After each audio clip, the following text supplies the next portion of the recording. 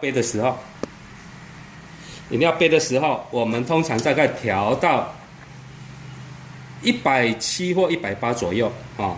那你要封紧一点，温度就高啊。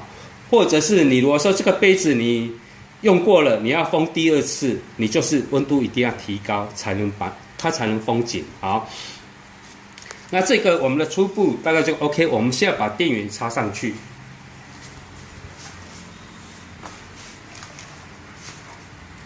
那这个我们送你一个那个3项插头，这个的话，因为它这个插座的话，我们在越南它是只能用2口，然后因为这个设备是大陆的设备，它是3插座的，所以我们来插的话，它就是这样子直接插上去啊。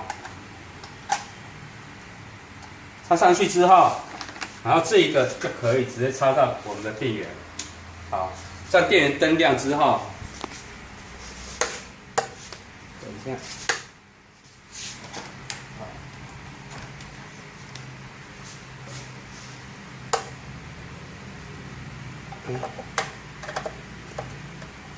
先停止，停止。